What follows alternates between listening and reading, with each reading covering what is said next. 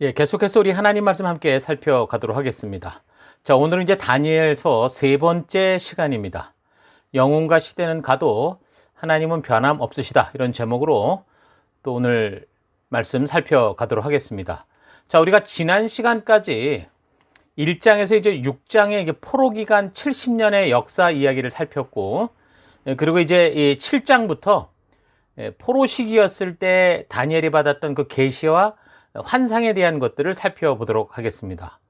자, 7장, 8장은 신바벨론 시대에 보았던 환상의 내용이었고 9장에서 12장의 내용은 메데 페르시아 시대에 보았던 그런 계시와 환상의 내용이라고 그랬죠.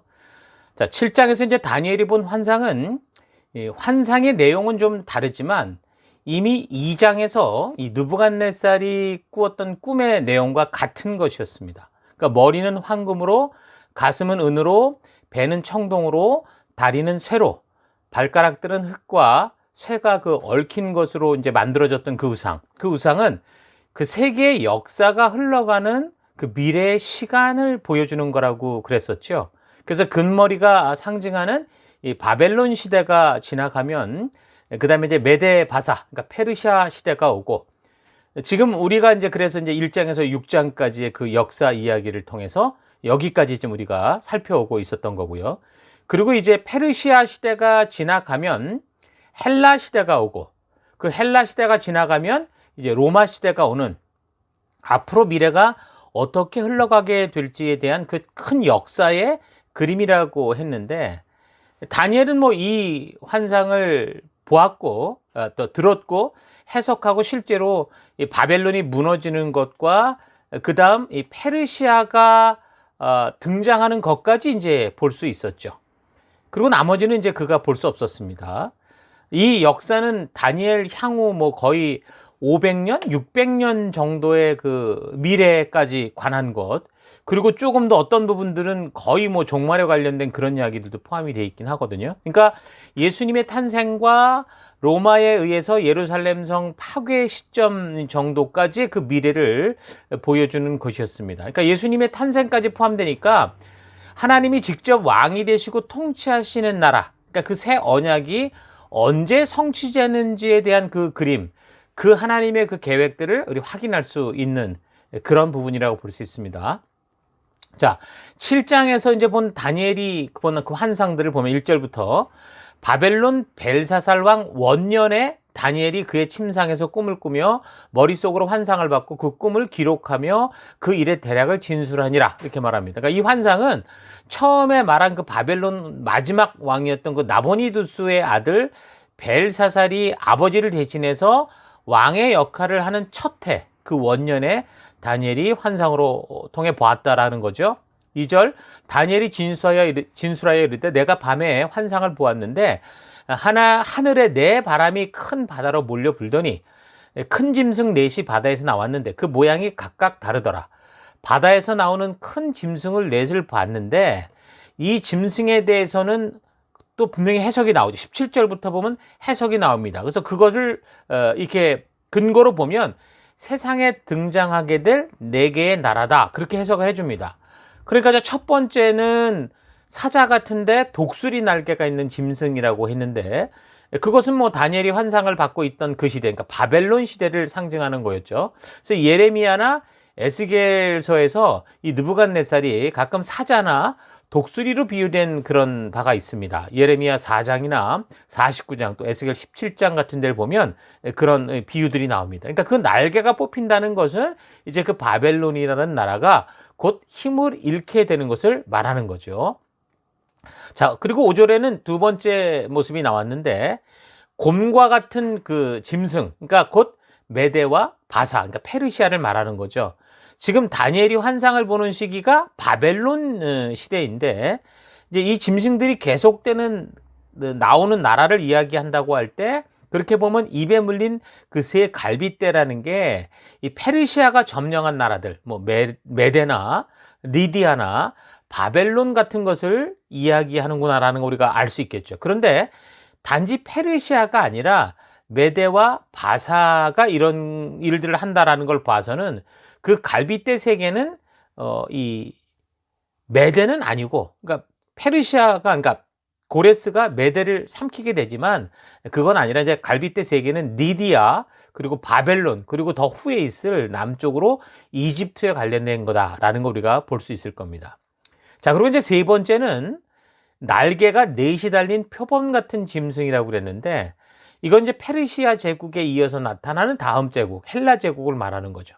여기서 지금 날개가 넷에 대한 그런 이야기가 나오는데 이제 앞으로 우리가 역사를 이 뒷부분을 살펴가면서 알겠지만 알렉산더 대왕의 부하들, 그 장군들이 있었습니다. 근데 알렉산더 사후에 이제 이 네 명의 그 이 장군들이 각자 땅을 위해 싸우는 이제 그런 이야기들이 나오게 되는데 알렉산더가 지금 뭐 엄청난 일을 하고 그 20대부터 10대 때부터 10대 말부터 그렇게 막 세상을 정복하러 나가서 이 30대의 나이에 그 일찍 죽게 되죠.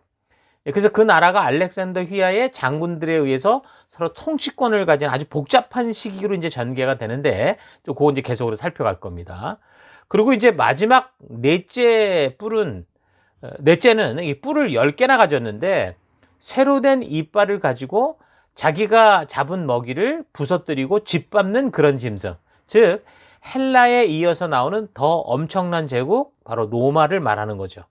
그래서 앞에 세 짐승에 대해서는 비교적 해석이 정확한데 마지막 이 짐승에 대한 해석은 여러 가지 견해들이 많습니다. 그래서 우리는 일단 성경 본문 중심적으로 살펴가면서 이것이 무엇을 뜻하는지를 우리가 좀 잘 찾아갈 수 있도록 해야 됩니다.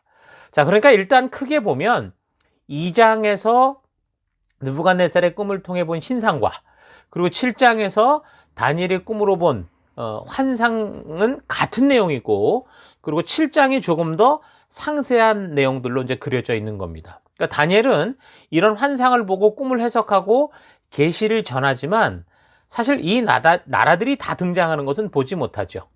그러나 이제 그를 통해 하나님이 우리에게 말씀하시고자 했던 그런 내용들이기 때문에 우리는 이제 이 다니엘의 예언 이후 지금 2500년 뒤를 우리가 지금 살아가고 있잖아요. 그래서 우리는 이 역사를 통해서 이런 예언의 말씀이 그대로 역사 속에서 이루어졌다라는 사실을 알 수 있는데 자, 그래서 이제 이런 성경과 역사를 우리가 알아가는 것에 게으르지 말아야 된다라는 겁니다.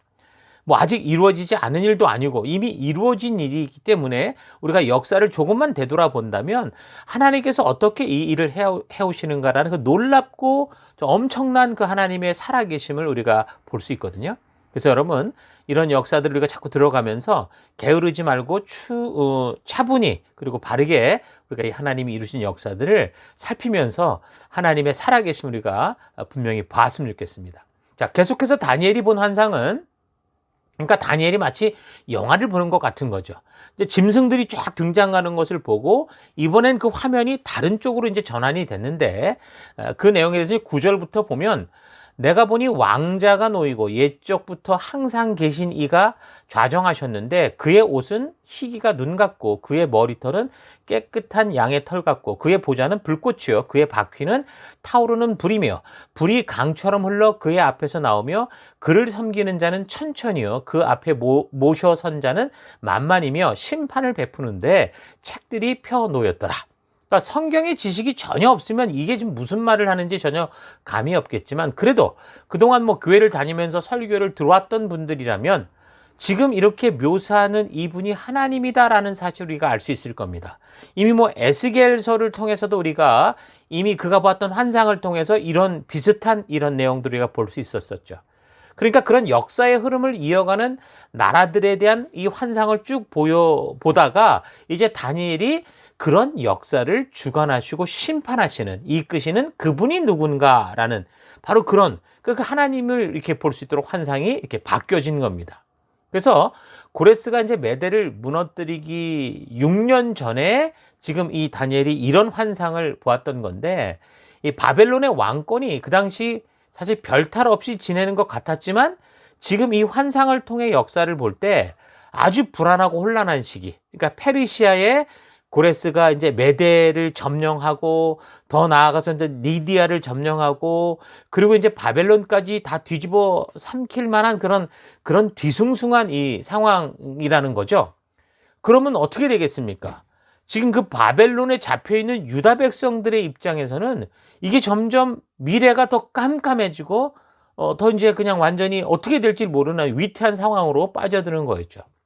지금 포로로 잡혀와 있는데 그 나라가 망하고 그러면 독립이 되는 게 아니라 그보다 더 강한 어떤 나라가 그 주권자가 나타나서 더 짓밟고 뭐 그렇게 되면 자신들의 이 존재는 어떻게 한 거예요? 더더욱 위험할 수밖에 없는 그런 상황인 거죠. 뭐 예를 들면 이 과거에 우리 조상들이 우리 선조들이 그 일본군에 의해서 징용으로 끌려가서 이 원하지 않는 전쟁터에서 싸우다가 소련에 의해서 포로로 잡혔는데 그래서 거기서 살게 됐는데 그리고 이 소련에 의해서 다시 이것을 중앙아시아 쪽으로 강제로 이동이 됐습니다. 그리고 세월이 흘러가다가 소련이 완전히 붕괴되면서 그러면 잡혀갔던 우리 이 선조들이 돌아왔느냐? 그러지 않고 완전히 존재가 상실된 거죠.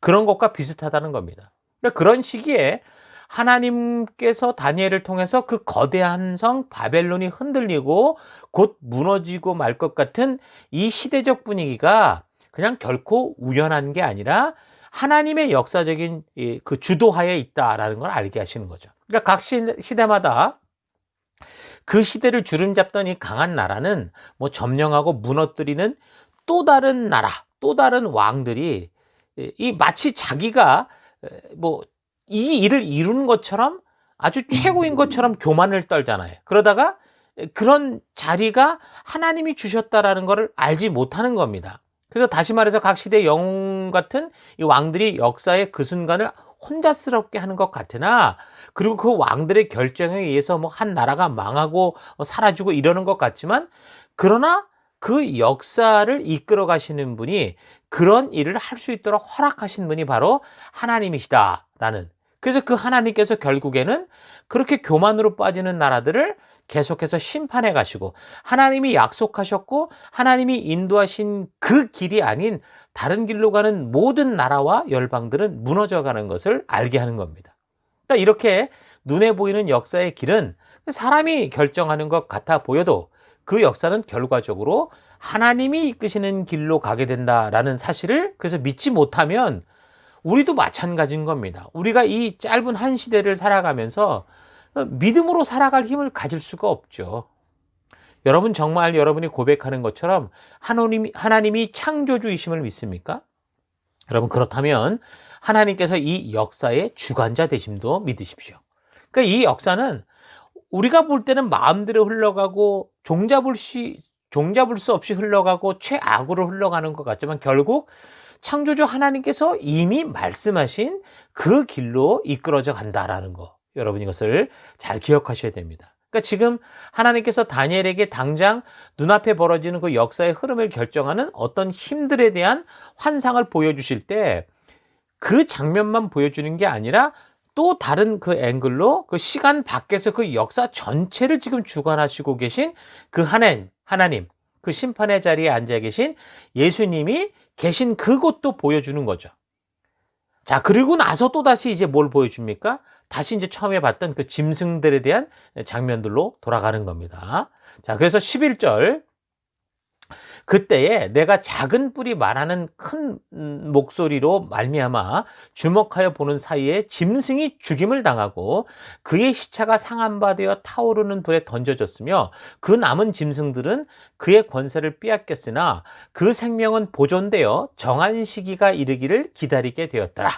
그러니까 이 환상은 지금 마지막 짐승이었던 그 뿔을 10개 가진 나라 로마와 관련된 이야기를 하는 거죠. 순서대로 보면 로마일 테니까요.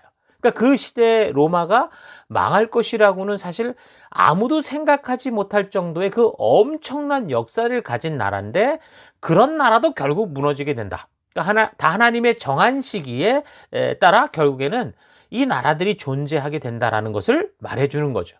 그래서 우리가 이런 환상을 통해 알아야 되는 건 성경 자체가 이런 짐승에 대해서 뭐 자세히 말하려는 그런 게 아니라 이런 역사들이 지금 어떻게 전개되든지 간에 결국 역사의 주인 되신 하나님이 그 역사 속에 허락했던 나라들, 그 나라들을 심판하고 그래서 결국에는 그 길로 온전히 걷지 못하는 나라들을 어떻게 하시는 겁니까? 심판하고 다시 온전한 길로 이끄는 하나님의 나라를 이루어가는 그 일을 하고 있다라는 것을 우리가 잊지 말아야 됩니다.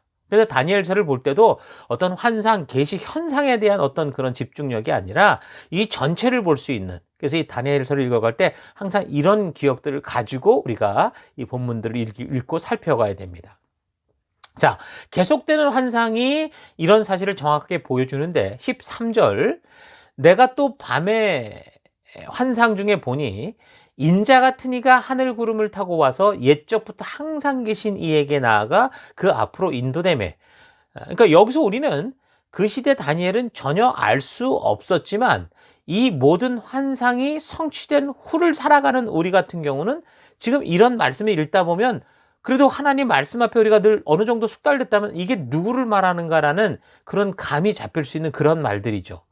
인자 같은 이가 옛적부터 항상 계신 이에게, 이런 식으로. 그게 누굽니까? 일단 옛적부터 항상 계신 이는 누구겠습니까? 바로 하나님이겠죠. 하나님이라는 사실이 분명한 거고, 그렇다면 그 하나님께로 인도되어 오는 인자 같은 이는 누굴까요? 그렇죠? 바로 예수님이신 겁니다. 그러니까 하나님께서 그 예수님께 14절 그에게 권세와 영광과 나라를 주고 모든 백성과 나라들과 다른 언어를 말하는 모든 자들이 그를 섬기게 하였으니 그의 권세는 소멸되지 아니하는 영원한 권세여 그의 나라는 멸망하지 아니할 것이니라.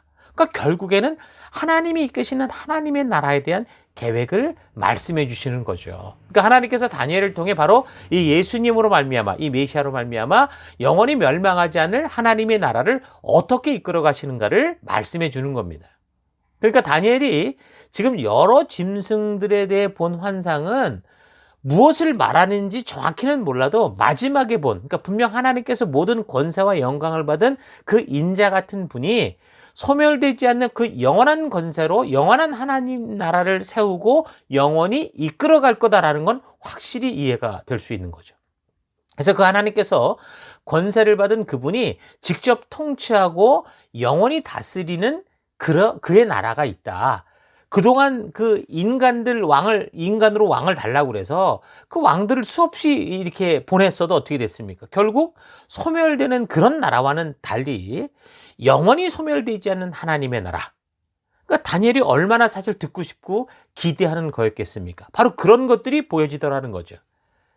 근데 이제 다니엘은 하나님이 보여주신 영원히 멸망하지 않는 그의 나라가 직접 환상으로 보고 우리에게 알려주었어도 그분이 누구고 어떻게 일하는지에 대해서는 전혀 몰랐을 겁니다.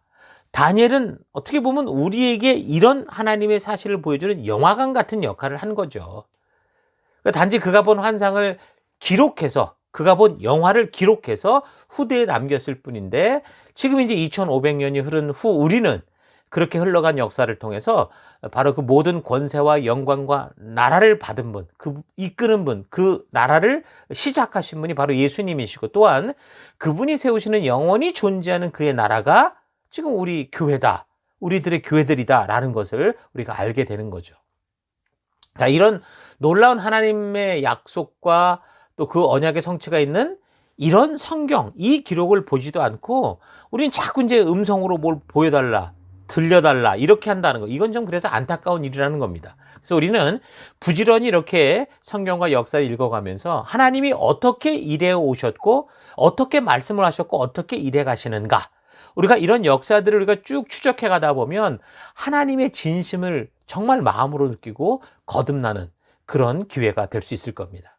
여러분, 그래서 이 역사를 통해서 우리가 차분히 하나님의 그 마음과 하나님의 진심을 만나갈 수 있는 그런 시간들이 될 수 있으면 좋겠습니다. 그러니까 다니엘은 이런 엄청난 환상을 보았는데 이제 그게 무슨 뜻인지를 몰라서 자기는 모르죠. 그러니까 아주 심각한 고민에 빠집니다. 그래서 그는 환상 중에 그 하나님을 모시고 있는 천사들 중에 하나에게 이 환상이 무엇을 뜻하는지 묻죠.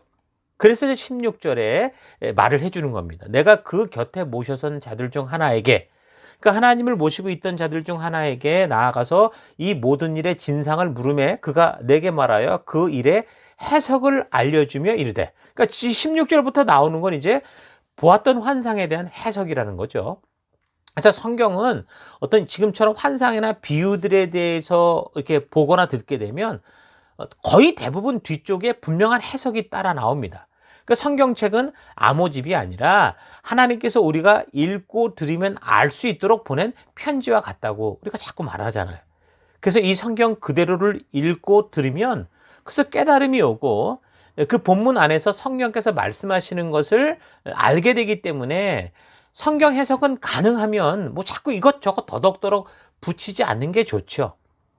대체로 성경에서 계시를 다루는 그런 부분들은 뭐 환상과 뭐 계시가 나오지만 뭐 하나님은 그 계시에 대한 해석을 지금 이렇게 보여주는 것처럼 곧바로 다 해주시기 때문에 성경 해석은 성경 자체로 거의 대부분 다 가능합니다.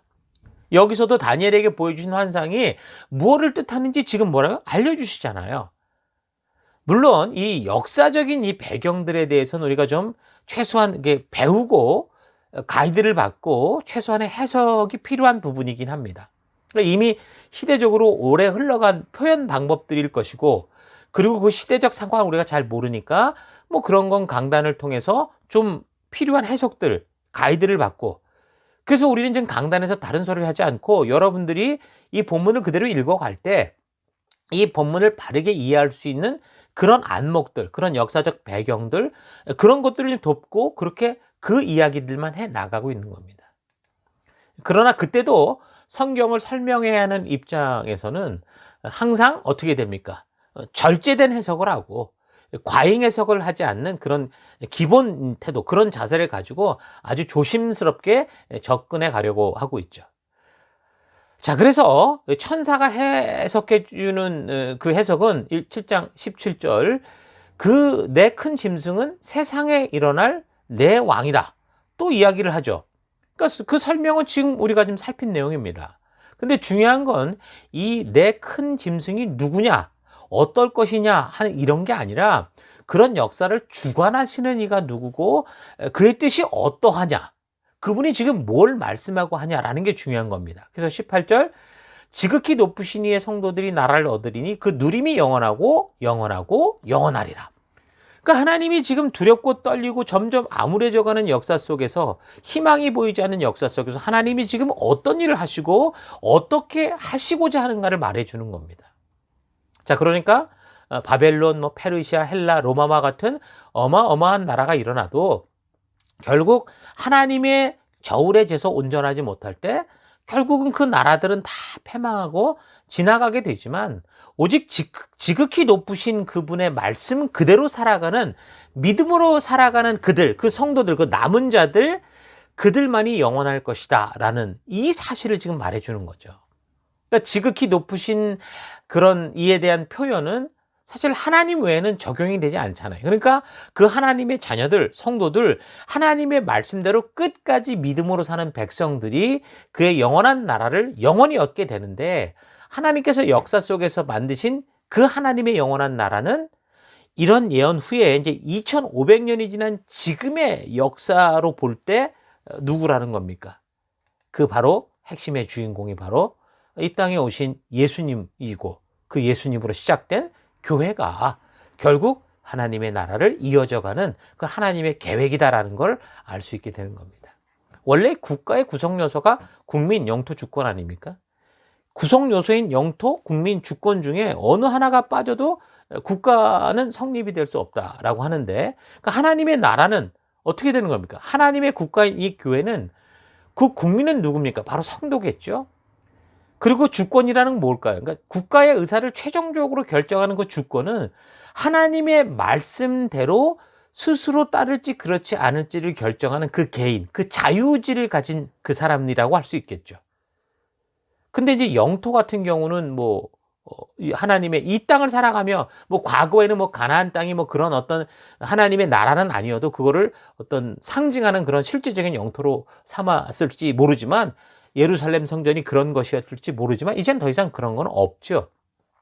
근데 사람들은 자꾸 영토를 확장하듯이 이 교회 건물을 자꾸 웅장하게 만들고자 하는 겁니다. 그렇지만 다니엘의 역사를 통해 알 수 있는 이 하나님의 영토, 이 교회는 절대 뭐 그런 어떤 땅이나 건물이 아니라 자유의지를 가진 백성 스스로 하나님 말씀대로 실천함으로, 그 하나님 말씀대로 자기의 주도적인 그 힘을 발휘함으로 그 하나님의 통치권이 임하는 곳, 하나님의 법과 규례대로 하나님 백성다운 주권이 실천되는 곳, 그 말씀의 가치를 따라 사는 거라는 걸 알 수 있습니다. 그래서 우리가 보통 교회다, 하나님의 나라다라고 할 때 우리가 무엇을 말합니까? 어떤 예배당, 어떤 건물을 말하는 게 아니라 바로 믿는 자들, 성도들을 말한다라고 종종 얘기를 하잖아요. 자, 그래서 우리의 믿음에 있어서 뭐 땅, 영토, 그러니까 교회 건물 이런 건 그렇게 중요한 건 아닙니다. 물론 있으면 편리하고 더 주신 사명을 잘 이루어갈 수 있다면 필요하겠죠. 그러나 그게 핵심은 아니라는 겁니다. 그러니까 아브라함을 시작으로 택함을 받은 백성들이 축복의 땅 가나안을 정말 영토로 가졌을 때 어땠습니까? 온전한 하나님의 통치가 임하지 않는, 하나님이 계시겠다고 약속한 그 예루살렘 성을 떠나는 그런 일들이 있었잖아요. 또 오히려 지금 땅을 뺏기고 포로가 돼서야 이 결국은 어떻게 됩니까? 목숨을 걸고서라도 이 하나님의 말씀대로 뜻대로 살고자 하는, 그게 뭐야? 진정한 하나님 백성으로서의 주권을 행사하는 온전한 백성이 됐죠. 그러니까 하나님의 법과 규례를 잊고 순종의 그 힘을 잃으면 이 더 이상 택한 백성도 아니고 성도도 아닙니다.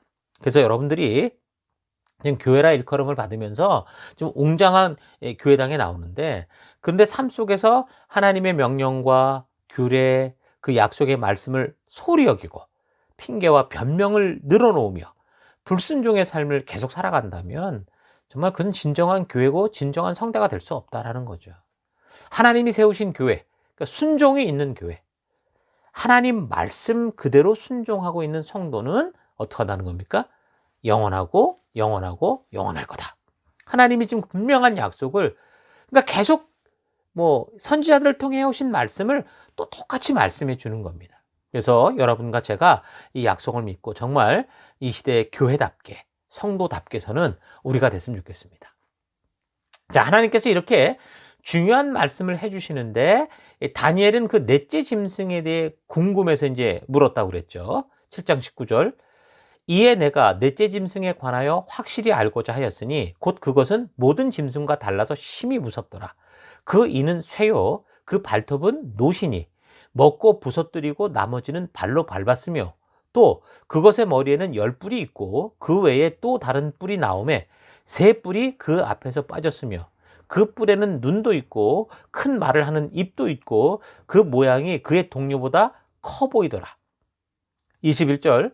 내가 본즉 이 뿔이 성도들과 더불어 싸워 그들에게 이겼더니 옛적부터 항상 계신 이가 와서 지극히 높으신 이의 성도들을 위하여 원한을 풀어주셨고 때가 이름에 성도들이 나라를 얻었더라 라고 말씀합니다. 그러니까 넷째 짐승이면 지금 로마를 말하는 건데 다니엘은 지금 이 짐승을 보며 두려워했습니다. 이 짐승이 너무도 잔인한데 그 힘으로 성도들과 싸워 이겼다라고 말하고 있죠. 그래서 로마는 보면 이 역사상 이 정말 교회를 핍박, 하나님의 나라가 교회라고 그랬는데 그 교회를 핍박하는 일들을 많이 합니다. 그 네로 황제를 시작으로 해서 약 250여 년 동안 10차례에 거쳐 거의 한 100년 넘게 그 이 핍박을 하거든요. 10명의 황제들이 정말 가혹하게 교회를 박해하고 성도들을 아주 괴롭히고 말살하려고 했었죠. 그러니까 여기서 10뿔에 대한 해석은 그 24절에도 분명히 나오거든요. 로마에서 일어날 10명의 왕을 말하는 거죠. 왜 그렇습니까?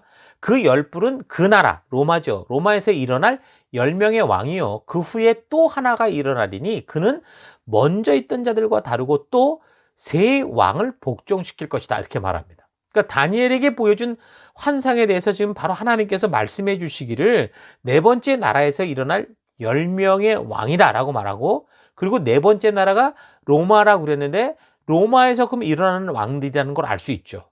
그러니까 분명하게 성경은 이렇게 말씀하고 있는데 이렇게 성경대로가 아니라 이게 무슨 종말에 관한 계시록과 연결이 된 것처럼 해석하는 그런 사람들도 많이 있습니다. 그러니까 우리는 성경을 읽어나갈 때 일단 자기 생각이 아니라 먼저 성경이 충분히 직접 설명하는 대로 해석을 하는 것을 원칙으로 삼아야 됩니다. 그러니까 우리는 이 7장의 말씀이 이 말씀만 읽어봐도 종말에 관한 말씀이 아니라 이 10뿔, 분명히 내 나라라고 그랬고, 내 왕, 그러니까 이어 나오는 내 왕이라고 그랬고, 그 네 번째 그 왕 안에서 지금 벌어지는, 그 나라에서 벌어지는 일들, 그렇게 얘기하는 거니까, 그러니까 이게 분명히 로마에 관련된 것이다 라고 보아야 되는 게 맞겠죠. 자, 그래서 로마의 역사를 보면 첫 황제가 이제 아우구스투스를 시작으로 다섯 번째가 이제 네로 황제거든요. 근데 이 네로 황제가 죽은 후에 아주 혼란한 시기가 옵니다.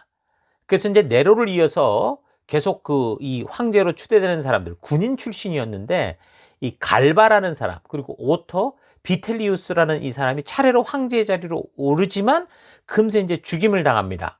그래서 이 세 명의 황제가 다스린 시기가 합쳐봐야 1년 정도밖에 되지 않을 정도로 로마가 그 시기에 굉장히 혼란 속에 빠져들게 되죠. 근데 그런 시기에 새로운 그 로마의 황조가, 그러니까 이 작은 뿔이라고 하는 이제 그 황조가 등장을 하는데, 역사로 보면 그게 이제 플라비우스 일가죠. 그래서 플라비우스 베스파시아누스 이 황제를 시작으로 그의 첫째 아들이 플라비우스 티투스, 그리고 둘째 아들이 플라비우스 도미티아누스, 이렇게 이 아버지와 첫째 아들, 둘째 아들이 다 연이어서 로마의 황제가 됩니다. 근데 거기서 이제 열 번째 황제가 티투스, 그러니까 전체적으로 보면 이 사람은 AD 70년에 예루살렘 성전을 완전히 파괴했던 그 인물이었습니다. 그러니까 아버지 이 베스파시아누스가 원래 이 예루살렘을 먼저 공격하다가 이 나라가 지금 혼란 속에 있을 때 이제 결국은 세 명의 왕들이 다 그 황제들이 죽고, 그리고 이제 이 베스파시아누스에게 그 기회가 와서 그 아들에게 이제 이 전쟁을 물려주고 그다음에 이제 황제의 자리로 그가 간 거죠. 그래서 티투스 후에 아들이 없어서 그의 동생이었던 이제 도미티아누스가 로마의 11대 황제가 되는 겁니다. 그래서 이 사람은 우리가 이제 요한 계시록이나 이런 그 박해와 아주 굉장히 관련된 사람인데, 아주 잔인하고 허세가 있어서 역사가들의 이제 혹평을 받는 사람입니다. 그러니까 철권 통치, 그러니까 전제 정치로 사상 유례 없는 공포 정치를 했던 사람입니다. 또 이 사람은 자기를 주님이자 하나님이다 라고 하면서 자신을 신으로 숭배하게 하는 그 황제 숭배를 아주 심하게 했던 사람이죠. 그러니까 당연히 굴복하지 않는 기독교인들은 그 사람 눈에 가시였겠죠. 그래서 아주 심하게 박해를 한 겁니다. 로마 교회 그 당시 수장이었던 클레멘트 같은 사람을 죽이기도 했고, 그리고 이제 예수님의 제자 사도 요한도 이제 죽이려고 하다가 못 죽였죠. 그리고 이제 반모섬으로 이제 유배를 보내서 정배를 보내서 그런 짓을 한 게 바로 이 도미티아누스 황제거든요. 그러면서 성도들을 굉장히 핍박했던 사람. 그래서 그 시대 모든 교회가 두려워 떨므로 말미암아 막 벌벌 떨 때, 그래서 하나님께서 이 사도 요한을 통해서 그 하나님의 마음을 전하는, 그게 바로 계시록인 거죠. 그러니까 지금 다니엘도 구약의 지금 다니엘서가 마치 신약의 계시록과 비슷하다고 그랬잖아요. 그러니까 상황을 보세요. 지금 포로로 잡혀있는 상태에서 이 역사의 상황은 점점 최악으로 흘러 들어가면서 이 끝까지 믿음으로 선 자들이 이게 도대체 어떻게 될지를 모르는 그 두려운 그런 시기들을 보면 거의 비슷하다고 볼 수 있죠. 자, 그래서 어쨌든 로마의 10명의 왕 이후에 등장한 11번째 황제 도미티아누스가 이렇게 철권 통치와 황제 숭배로 교회와 성도를 엄청나게 핍박하는데, 이 황제 숭배는 사실 이 사람이 첫 번째 한 건 아닙니다. 첫 번째 황제였던 아우구스투스 때부터 그렇게 있었지만 로마가 아닌 다른 점령지에서만 그랬었는데, 그러다가 이제 네로 황제가 이제 로마 안으로까지 확장을 시켰고, 그게 아주 극에 달았던 때가 바로 이제 도미티아누스 황제 때에 일어나는 거죠. 그러니까 7장 24절은 지금 플라비우스 베스파시아누스 황제 가문이 등장하면서 네로 황제를 이은 그 갈바, 오토, 비텔레우스 등 이 세 명의 왕이 뿌리채 뽑혀서 다시는 일어나지 못하게 됐던 그런 역사에 대해서 얘기를 하는 거고, 그래서 11대 황제였던 이 도미티아누스가 황제 숭배로 아주 교회를 심각하게 핍박하는 그 이야기를 지금 미리 이제 말씀에 예언하는 거라고 볼 수 있습니다. 자, 그래서 계속해서 25절, 그가 장차 지극히 높으신 이를 말로 대적하며, 여기서 좀 얘기가 연장이 된다면 이 그는 도미티아누스라고 볼 수 있겠죠. 또 지극히 높으신 이의 성도를 괴롭게 할 것이며 그가 또 때와 법을 고치고자 할 것이며 성도들은 그의 손에 붙임받아 한 때와 두 때와 반 때를 지내리라. 그러니까 교회 역사를 살펴보면 네로 황제의 기독교 핍박도 있었지만 그것은 로마시 안에서만 국한되었던 것과는 달리 이 도미티아누스 치하에서의 박해는 이제 이게 점점 이 로마의 점령지 전체로 벌어집니다. 멀리 소아시아 지방, 유대 땅까지 미치게 되는 거죠. 그래서 그 박해의 여파로 사도 요한이 그렇게 이제 이 끓는 물에 뭐 집어 던져졌는데도 죽지 않고 살아나서 결국 반모섬으로 유배된 거고, 그래서 그런 배경에서 쓰여진 서신이 아까 말씀드린 요한계시록입니다. 그 박해받던 그 두려운 시기, 그때 적혀진 게 요한계시록, 그 백성들, 성도들, 교회에게 적혀진 게 바로 요한계시록의 말씀이죠. 그래서 여기서 이제 박해받는 시기를 한 때, 두 때, 반 때다 이렇게 얘기를 해요. 그럼 3년 반이거든요. 그런데 간단히 이 3년 반이라고 말하면 되는데 뭐 그것을 굳이 뭐 한 때, 두 때, 반 때라고 이 시기를 끊어서 말하는 거는 이 박해의 시기가 막 계속 뭐 100년, 200년이 막 간다 그런 게 아니라 끊어진다는 거죠. 그러니까 하나님께서 그 환란의 시기가 오되 우리가 감당할 수 있을 만큼 주신다 그런 얘기를 하시잖아요. 그러니까 제가 볼 때는 로마 황제들이 10명이 박해자로 나서게 되는데 그 기간이 250년이라고 그랬잖아요. 근데 이 박해를 하던 시기가 계속된 게 아니라 그러니까 됐다 끊어졌다 됐다 끊어 심했다가 안 했다 이런 식으로 가거든요. 그래서 거의 100년 가까이 핍박을 받기는 합니다. 굉장히 심각한 거긴 하죠. 근데 어쨌든 이런 이 시기들이 결국 어떻다라는 겁니까? 영원하지 않고 하나님께서 그거를 알고 계신다라는 거를 말해주는 겁니다. 그러니까 요한계시록 같은 격려의 또 그런 묵시록을, 계시록을 통해서 또 그 교회와 성도들을 위로하시는 하나님의 말씀을 우리가 볼 수 있었던 거죠.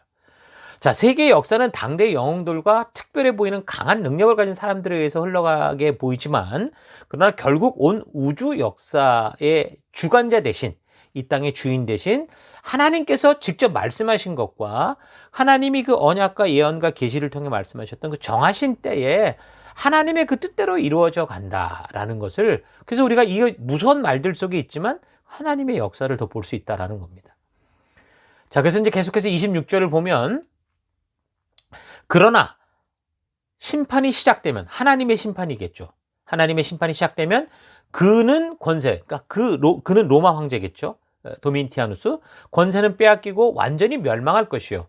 나라와 권세와 온 천하 나라들의 위세가 지극히 높으신 이의 거룩한 백성에게 붙임바 되리니.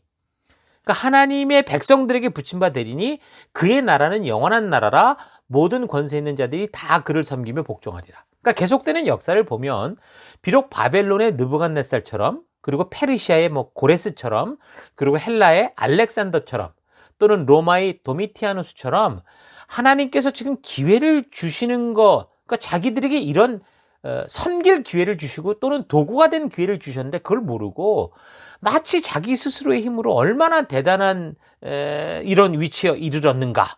그래서 자기 스스로가 신이라고 착각할 만큼, 도미티아누스는 그래서 심각한 황제 숭배를 했다고 그랬잖아요.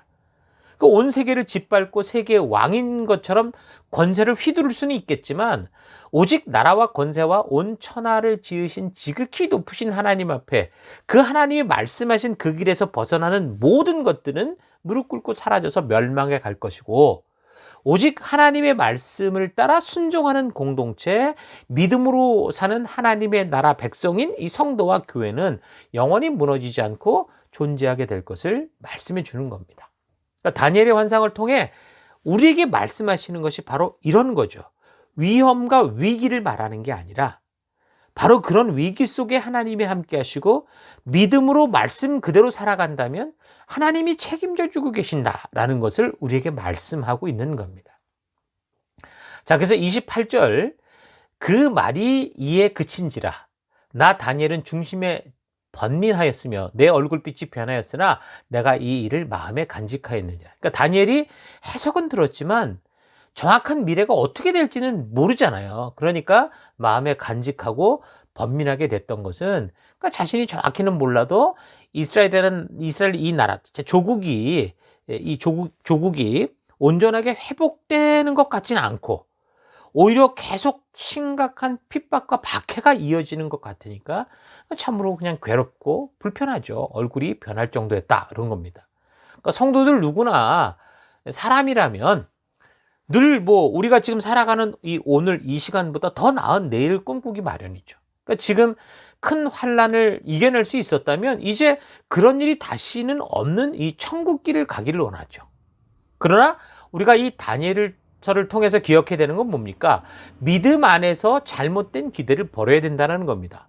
그러니까 다니엘과 그 친구들이 처음 포로로 잡혀와서 왕의 음식을 거절했을 때 그것으로 인해서 모든 것이 이제 평탄한 길로 갔느냐 하면 그렇지 않고 느부갓네살이 꿈을 말해주지도 않으면서 막 그냥 뭐 이런 식으로 막 알아내라 그런 위기를 만났는데 또 그걸로 끝난 게 아니라 그 문제를 해결하니까 그 다음에는 무슨 금신상을 만들어 놓고 절해라 아니면 죽인다 막. 그러니까 계속 반복되는 엄청난 폭풍들이 몰아쳐 왔잖아요. 그러니까 다니엘서를 통해서 우리 이 사실을 분명히 알아야 됩니다. 이 다니엘은요 정말 우리 성도들이 이 세상 속에서 이 어둠 속에서 어떻게 살아가는가를 정말 제대로 보여주고 있는 그런 모습이라고 볼 수 있거든요. 그 현실을 보여줄 수 있고 그래서 그 현실을 볼 수 있기 때문에 우리는 어떻게 살아야 되는 것을 다니엘을 통해 볼 수 있어야 되는 겁니다. 그래서 지금 믿음 안에서 우리가 그래서 자꾸 잘못된 기대, 우리가 원하는 것들을 추구하는 게 아니라 하나님의 말씀대로 사는 방법, 그래서 하나님의 뜻을 아는 일에 집중해야 됩니다. 그러니까 성도는 그저 이 땅에서 남들보다 잘 먹고 잘 사다가 죽는 거, 그러려고 예수 믿는 게 아닙니다. 그러니까 예수님께서는 우리가 이 땅을 살아가는 동안 대로가 열릴 것이라고 말씀하지 않으셨고 천국 백성들이 이 땅에서 가는 길은 좁은 길이다, 좁은 문이다 그렇게 말씀해 주셨었죠. 그래서 성도는 내일의 삶에 환난이 없어지게 해달라, 폭풍이 없게 해달라 그렇게 기도하는 게 아니라 하나님 어떤 환난이 다가온다고 해도 믿음으로 하나님의 말씀의 이 기준을 따라 끝까지 순종함으로 하나님 이 파도와 이 폭풍을 이겨가는 하나님 그런 내가 되기 원합니다. 그런 순종의 힘을 주옵소서. 그렇게 기도하는 게 우리에게 필요한 거죠.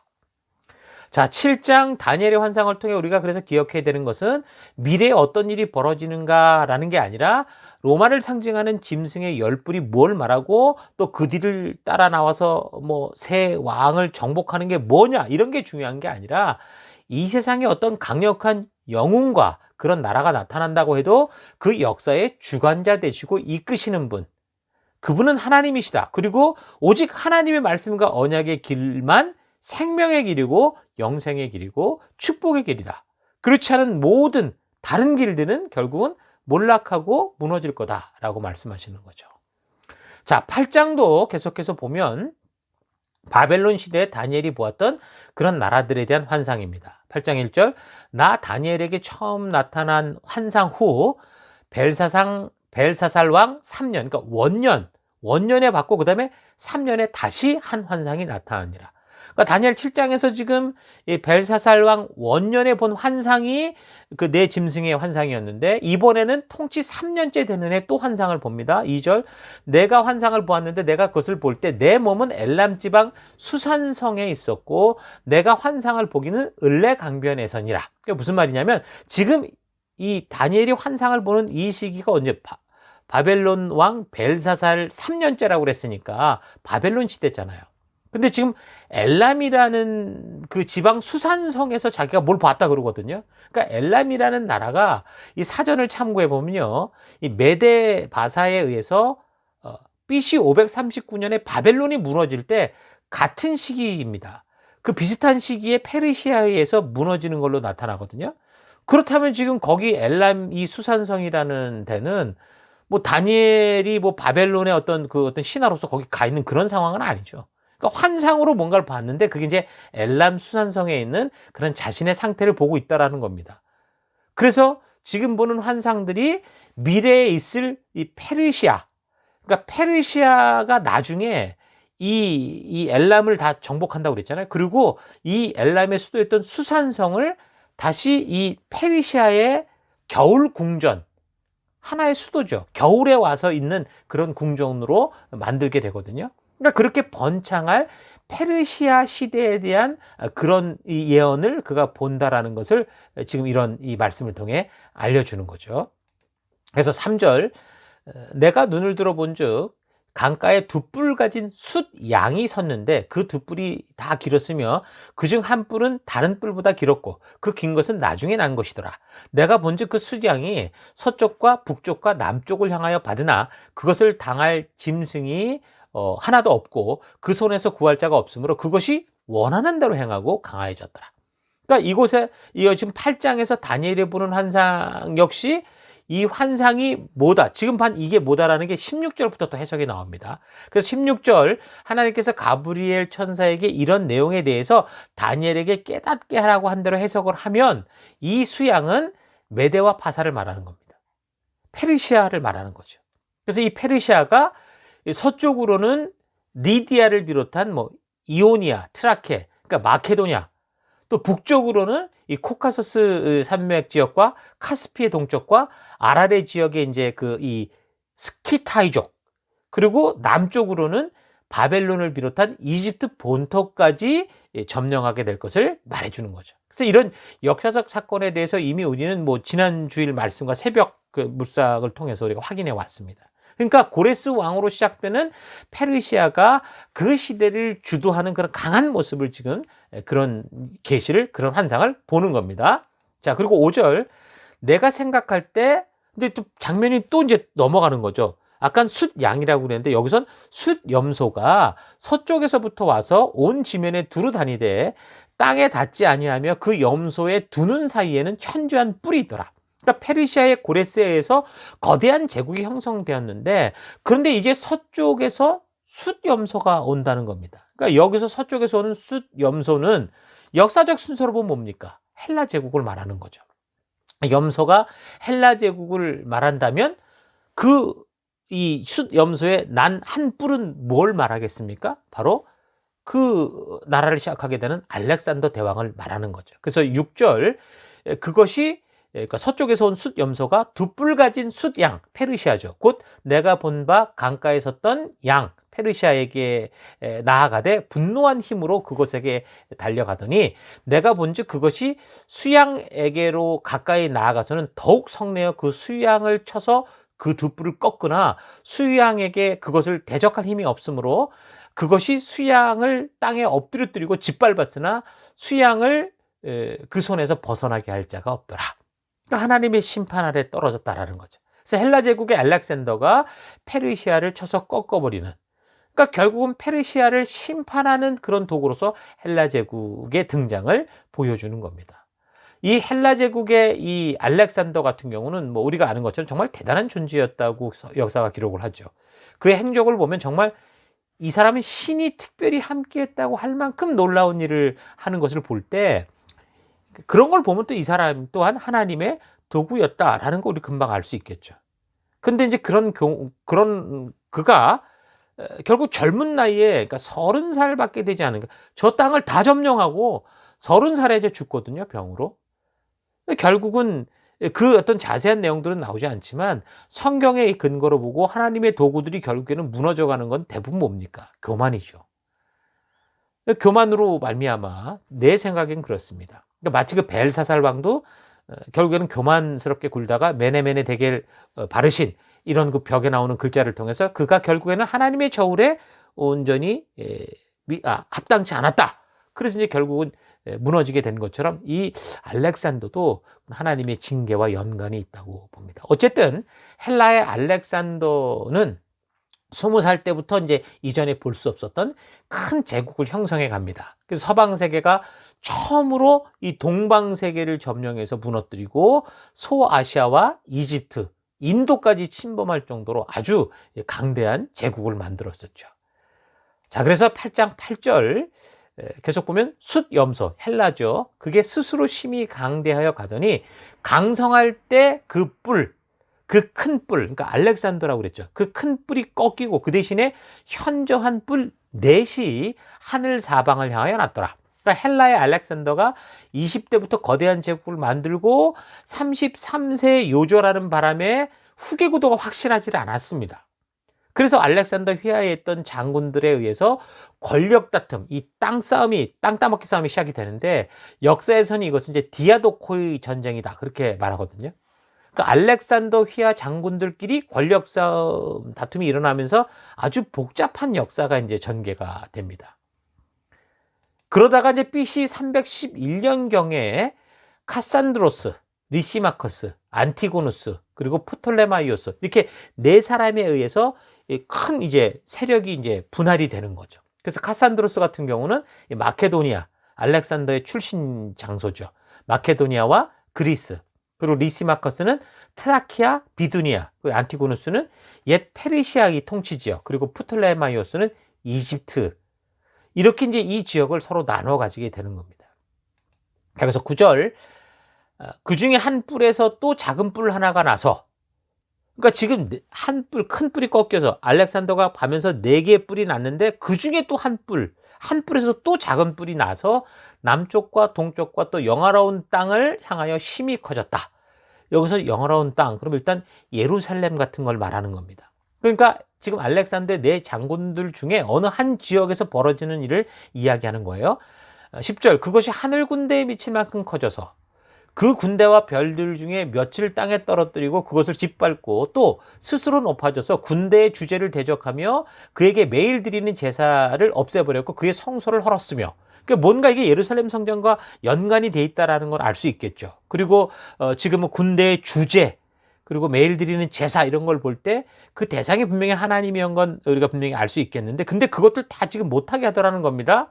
근데 그런 걸 과연 했던 게 그 역사 속에 지금 우리가 살펴왔던 이 역사를 놓고 볼 때 헬라의 그 4개 제국에서 어떤 사람이 어떤 상황이 어떤 시기에 그런 일이 벌어졌는가를 보면 역사적으로 셀레코스 왕국이라는 게 등장을 하는데 이 셀레코스 왕국의 안티오코스 4세 에피파네스라는 사람이었다는 걸 알 수 있습니다. 12절 그의 악으로 말미암아 백성이 매일 드리는 제사가 넘긴 바 되었고 그것이 또 진리를 땅에 던지며 자의로 행하여 형통하였더라 이렇게 말합니다. 그러니까 디아도코의 전쟁을 통해서 결국 헬라의 장군 4명에 의해서 아까 이 세력이 나뉘어졌다고 했을 때 안티고누스라는 사람이 옛 페르시아 지역 전체를 차지했었는데 지금 다니엘이 보는 환상 속에는 전혀 거기에 나오지 않았던 셀레코스 왕국이 지금 등장을 하는 거죠. 물론 다니엘은 말하지 않지만 우리가 역사를 볼 때 그 셀레코스 왕국에서 지금 다니엘이 말하고 있는 이 하나님의 예배를 망치고 방해하는 이 존재가 나타났다라는 겁니다. 근데 왜 옛 페르시아 영토가 안티고누스였었는데 이게 왜 그러면 셀레코스로 바뀌냐? 그러니까 이 디아도코의 전쟁의 혼란 속에 결국 4명의 장군들에 의해서 나누어진 땅이 이게 나누어졌다고 그랬는데 옛 페르시아 땅 대부분을 차지한 게 지금 안티고노스였는데 이 안티고노스 보세요. 땅이 되게 넓지 않습니까? 그러니까 점점 막강해지니까 그러니까 아무래도 안 되겠는 거죠. 그래서 나머지 장군들, 그러니까 프톨레마이오스, 카산드로스, 리시마커스가 손을 잡고 이제 안티고노스에게 맞서게 되는 거죠. 싸우게 되는 거죠. 그래서 안티고노스는 벌써 이제 양쪽으로 싸우는 거 아닙니까? 이집트 쪽, 남쪽과 그리고 지금 이 서쪽과 지금 싸워야 되는 그런 상황이었기 때문에 그래서 그의 아들 데메트리오스라는 아들을 이 이집트와 싸울 수 있도록 보냅니다. 근데 이제 아들이 프톨레마이오스에게 이제 패배를 하죠. 그래서 전쟁이 승부가 나지 않는 그런 소강 상태가 됩니다. 그때 이제 알렉산더 사후에 바벨론 지역에 원래 지금 여기 보면 바벨론 지역을 통치할 수 있도록 그 땅을 받았던 사람이 있었습니다. 근데 그 받았던 사람이 이 안티고노스에게 쫓겨난 거죠. 그게 바로 셀레코스라는 사람이었습니다. 그래서 이 사람이 이집트로 피신을 갔는데 그 이집트의 그 프톨레마이오스에게 도움을 받게 됩니다. 그래서 다시 바벨론 지역, 혼란기를 틈타서 바벨론 지역을 되찾고 그러면서 그 여러 가지 역사적 혼란기를 통해서 이제 그 동쪽 지역을 다 이제 점령해 가기 시작하는 겁니다. 그래서 이제 안티고노스는 셀레코스를 뭐 자기 땅으로 들어와서 지금 또 하는 것 같으니까 이거를 막으려고 했는데 그걸 막지는 못하죠. 근데 이제 그런 과정에 그리스 마케도니아 지역, 그러니까 터키 지역, 여기서 이제 디아도코이들 서로 지금 세력 다툼을 하느라고 이게 지금 바벨론 지역에서 지금 이런 일들이 벌어지고 있는 이 셀레코스가 별로 큰 방해를 받지 않고 과거 알렉산더가 점령했던 이 인도 국경에까지 중앙아시아 동쪽 대부분을 이제 차지하게 되는 겁니다. 자, 이렇게 이제 복잡한 역사들이 지금 계속 끊어서 몇 개만 지금 얘기를 하고 있는 건데, 이런 역사 속에서 계속 이런 싸움들은 계속되죠. 그래서 결국 처음에 가장 큰 땅을 차지했던 안티고노스는 이제 중간에서 이제 공격을 받게 되는 거죠. 그래서 이제 이 안티고노스를 무너뜨리기 위해서 이 다른 이 디아도코이들이 합력해서 이제 싸우는 전쟁, 아주 대표적인 전쟁인데 입소스 전투라고 합니다. 역사에서.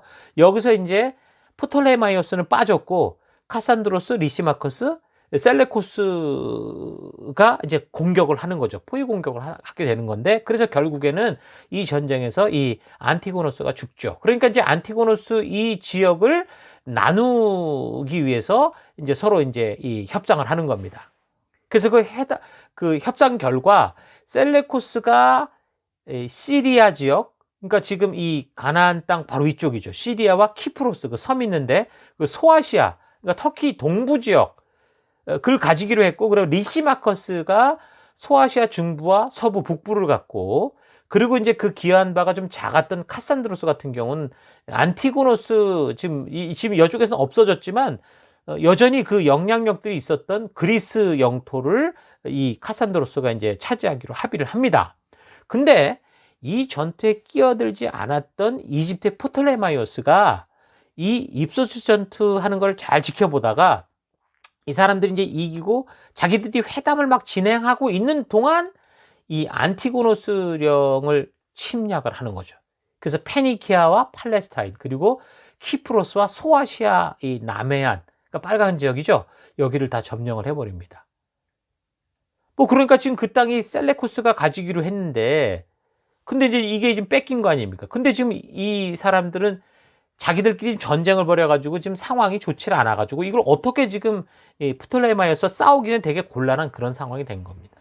근데 사실 역사적으로 보면 이것도 재밌는 거죠. 셀레코스가 원래 안티고노스에게 쫓겨났을 때 프톨레마이오스의 도움을 받았는데, 그리고 그 땅을 다 차지해놓고선 입 싹 씻은 거 아닙니까?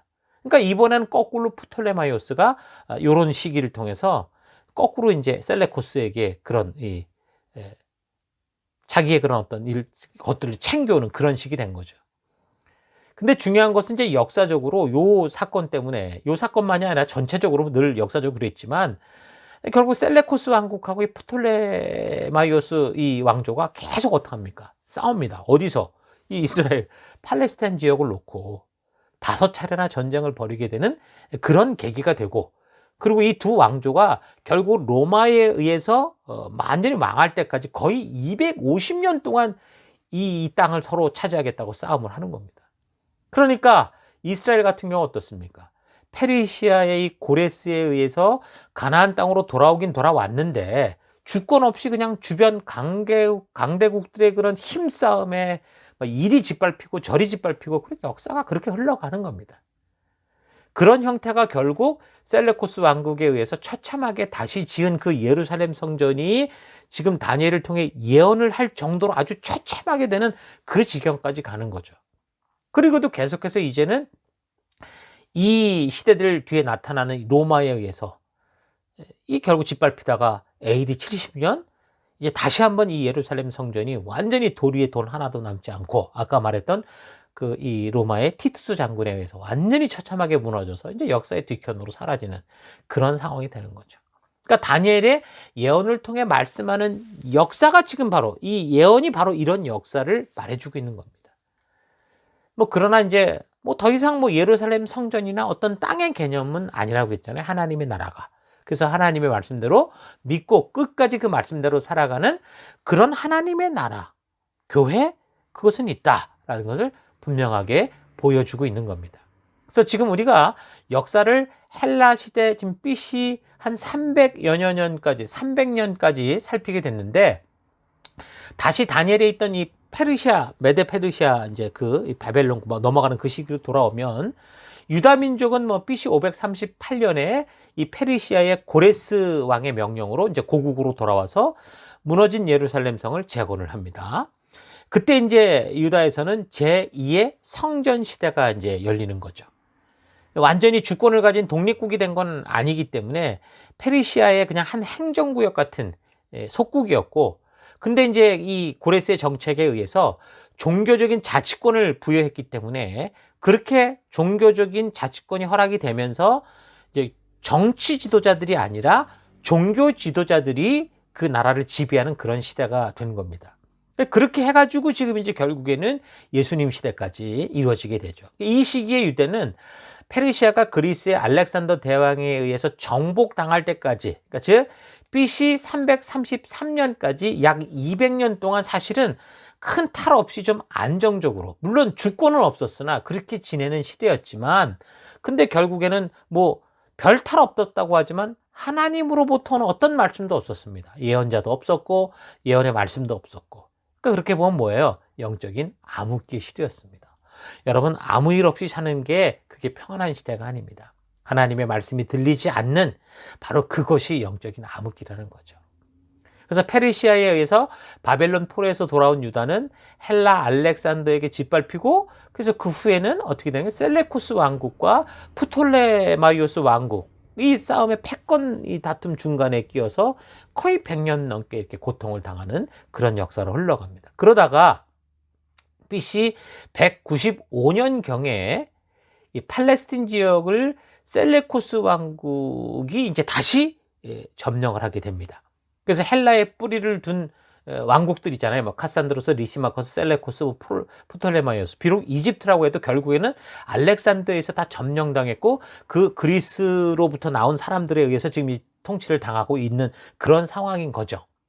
이 두 나라가 다 두 왕국 자체가 헬레니즘의 이 분명한 기본을 두고 있기 때문에, 그러면서 이런 헬레니즘의 자연적인 영향을 이 지중해를 중심으로 한 대부분의 나라들이 이제 영향을 받게 된 겁니다. 프톨레마이오스 왕국 같은 경우는 그래도 고레스처럼 각 지역의 이제 고유 종교를 인정하는 그런 유화 정책을 피면서 정책을 펼쳤다면, 이 셀레코스 왕국은 자기들이 지배하는 나라들을 아주 강압적으로 헬레니즘화 시키려는 그런 정책을 시켰습니다. 그런 과정에서 BC 175년경 이 셀레코스 왕주의 그 안티오쿠스 4세, 에피파네스가 왕이 되는데, 바로 이 사람이 바로 다니엘의 예언에 나오는 대로 유대인들을 완전히 핍박하고 유대사 사상을 뿌리 뽑고 율법을 막 무시하고 헬라 문화로 다 바꾸려고, 아주 뿌리를 뽑아서 그렇게 바꾸려고 했던 그런 짓을 했던 사람입니다. 그러면 과거에 이 침략 전쟁들을 보면 두 가지로 분류해 볼 수 있는데요. 하나는 한번 침략을 하면 지배 형태, 그러니까 다시 말하면 전쟁으로 확 이기죠. 그러고 나면 전쟁 배상금을 물리고 매년 조공을 받는 식으로 이게 속국으로 만들고 그냥 이제 자기 땅으로 돌아가서 매년 이제 그 조공을 받죠. 그러다가 만약에 거기서 거절하면 다시 와서 전쟁으로 밟아버리고, 이런 경우가 있었고, 또 한 형태는 합병 형태였는데, 이런 식의 침략은 뭘 말하는 거냐면 과거 일본이 그랬던 것처럼 한 나라의 문화나 전통, 종교, 역사들을 아주 조직적으로 파괴하려는 그런 식의 이 정치 형태를 말합니다. 그러니까 합병이라는 것이 한 나라를 아예 만들어 버리겠다. 뿌리도 다르고 근본이 다른데 하나를 만들겠다. 그런 식이다 보니까 어떡합니까? 침략해 들어가서 그 나라의 역사를 날조하고 역사를 조작하고 언어를 바꾸고 문화를 바꾸고 그리고 종교를 금지시키고, 그러니까 통치국가의 것을 그리고 억지로 막 심어가려고 하는, 그러니까 그 나라의 민족의 뿌리를 뽑아서 자기화시키려는 그런 것을 이제 말하는 거거든요. 그러니까 이런 경우는요, 세계 역사를 놓고 볼 때 좋지 않은 일이 너무 많이 발생했습니다. 우리나라가 아주 대표적인 예죠. 아무튼 일본은 철천지 원수 아닙니까?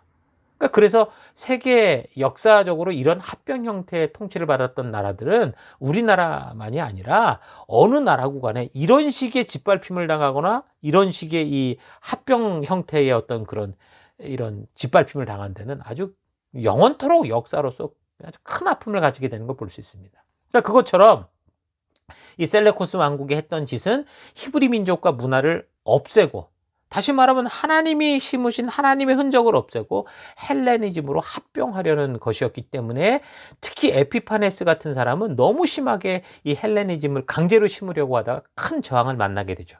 특히 히브리 민족 같은 경우 어땠습니까? 처음에는 물론 가나안 땅을 부여받고 아주 잘못해서 포로로 잡혀갔었지만 포로 생활을 통해 깨닫게 된 게 뭐라고 그랬어요? 하나님의 살아계심과 하나님 말씀의 중요성이라고 그랬잖아요. 그 율법의 중요성.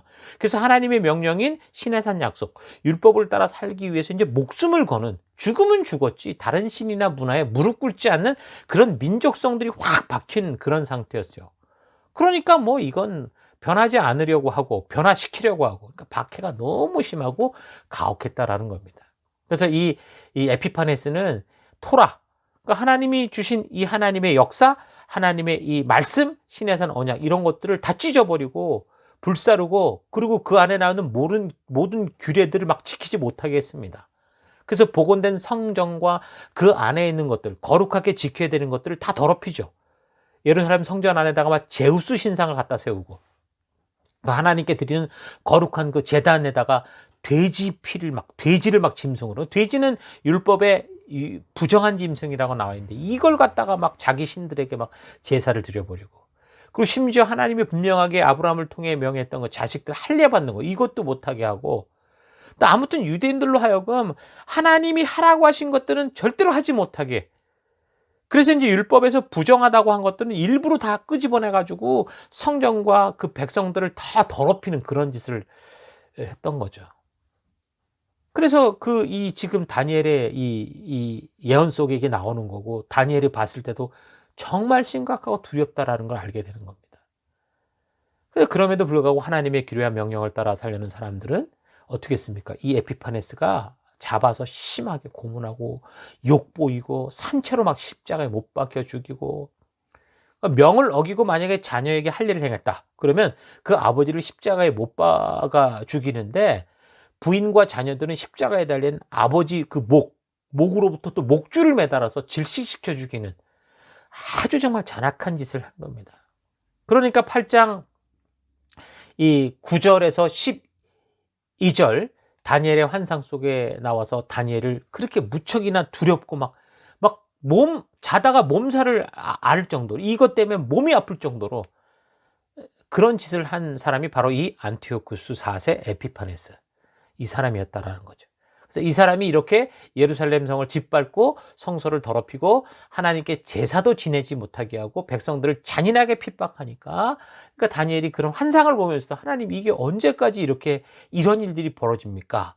라고 한탄을 하죠. 그래서 13절, 내가 들은즉 한 거룩한 이가 말하더니 다른 거룩한 이가 그 말하는 이에게 묻되, 환상에 나타난 바 매일 드리는 제사와 망하게 하는 죄악에 대한 일과 성소와 백성에게 내어준 바 되며 짓밟힐 일이 어느 때까지 이를꼬 하매, 14절, 그가 내게 이르되 2300 주야까지니 그때의 성소가 정결하게 되리라 하였느니라. 그러니까 그렇게까지 예루살렘이 짓밟히고 성소가 더럽혀 지내는 기간이 2300주야다 이렇게 말을 합니다. 자, 2300일이면 한 6년 한 3, 4개월 정도가 되는데요. 그러니까 이렇게 에피파네스에게 당하고 그 짓밟히는 시기가 그 정도라고 분명히 말해주고 있습니다. 그러니까 그렇게 유대인들이 너무 이게 심하게 당하다가 BC 165년경에 이 유다의 마카비라는 사람이 이 반란을 일으켜가지고 결국 이제 이들을 쫓아내죠. 그래서 성전을 재탈환하고 성전을 정결케 하고 성전 예배를 회복하는 일들이 벌어지거든요. 실제 역사적 사건으로 벌어진 건데, 그래서 지금도 이스라엘 사람들이 이 날을 기념일로 지킵니다. 수전절이라고 해서, 하누카라고 해서 지키고 있죠. 그러니까 비록 다니엘은 이런 역사적인 사건을 몰랐겠지만 그런 핍박의 기간은 알았습니다. 2300일, 그러니까 6년 좀 넘게 그 에피파네스에게 짓밟히는 그런 기간인 것. 근데 이거는 우리가 지금 이제 역사를 통해 되돌아보면 알 수 있는 겁니다. 그래서 이 2300주야, 2300일을 잘 계산해 보면 지금 아까 말한 이 마카비에 의해서 회복되는 그때의 시점으로 딱 볼 수 있는데, 근데 이거를 2300일이 아니라 2300년으로 잘못 해석해서 이상한 종말론을 만든 그런 단체들이 있죠. 그게 바로 제7안식교 재림교회라는 데입니다. 자, 오늘 여기까지 하고요. 다음 주에 계속해서 2300주와 관련된 이어지는 하나님의 말씀들을 계속 다니엘 환상들을 살펴가도록 하겠습니다. 여러분 지금 이 말씀들을 우리가 살필 때 얼핏 보면 어렵고 복잡해 보이지만 그러나 한번 우리가 잘 또 반복해서 듣고 요거를 잘 확실히 알아놔야 그래야 이제 우리가 다른 자료를 통해서도 우리가 잘 분별하는 눈이 생깁니다. 지금 이 2300주야 그 다음에 좀 이따 나올 71회 이런 것들을 보면요. 이제 점점 이 복잡하게 느껴지는데 그걸 찾아보려고 유튜브 같은 데 보면 전부 이 제칠한 식교들이 올리는 것밖에 없습니다. 왜냐하면 이 사람들은 이걸 갖고 자기들이 어떤 기초 근거를 만들어 놨기 때문에 이거에 대해서 수도 없이 얘기를 하는 것들이 많이 있습니다. 그래서 여러분들이 잘 분별해서 이걸 살펴가야 되는 거 잊지 마시고 무엇보다 이 강단을 통해 좀 말씀드리는 이 말씀들이 어떤 이 말씀인가, 그러니까 어떻게 지금 말씀되어진가, 이 말씀이 어떻게 이어지는가를 잘 분별해서 이 다니엘서를 통해서 다시 한번 확실하게 이 다니엘서가 말하는 이 의미들을 우리가 되새기는 그런 시간들이 됐으면 좋겠습니다. 자, 우리가 또 이 한 주간 오늘 드린 말씀들을 다시 한번 반복해서 들어가시면서 계속 하나님에게 말씀하시는 그 음성 가운데 나아가 이 한 주간 우리가 부름받은 교회로 하나님의 성도로서 우리가 흔들리지 않는 그런 믿음의 하나님이 찾으시는 그 남은 자들의 삶들로 나아갈 수 있는 그런 한 주간 될 수 있기를 바랍니다. 자, 우리 잠시 말씀을 생각하며 묵상하고 기도하며 나아가겠습니다. 우리 잠시 묵상하십시오.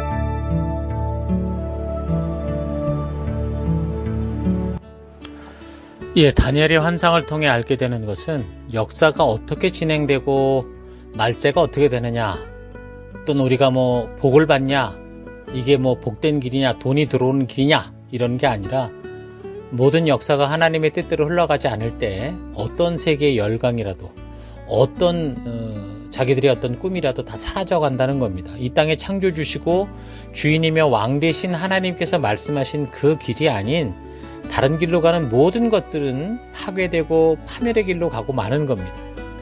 그래서 저들이 그렇게 잘 나가는 사람들이 지금 얼마나 대단해 보이고 그런 나라들이 얼마나 최고로 보이는지 모르지만 여러분 그런 상황 속에서도 여러분 다니엘과 그의 친구들처럼 그런 문화와 그런 흐름에 편승하지 말고 유혹되지 말고 오직 말씀 따라갈 것을 결단하기 바랍니다. 오직 길이요 진리요 생명 되신 우리 예수님이 보여주신 그 하나님의 길로 가지 않는다면 이 세상 그 어떤 것이라도 영원할 수 없고 영원히 사라지고 말 겁니다. 하나님만이 역사의 심판자이시고 그 길을 인도하시는 분이기 때문입니다.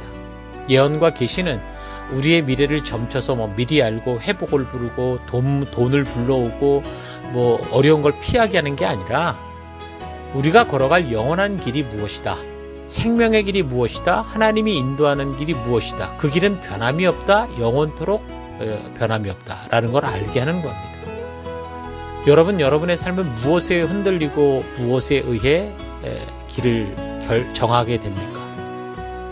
오직 하나님의 말씀을 믿고 그 말씀을 따라 끝까지 살아가는 남은 자, 교회만이 영원한 하나님의 나라로서 존재하고 결국에는 예수님께서 예비하신 그 새하늘 새 땅에 들어가게 된다라는 사실 여러분 잊지 마시고 오늘 살아가는 현실 속에 어떤 가치를 따라 내가 결단하며 살아갈지 깊이 묵상해 보기 바랍니다.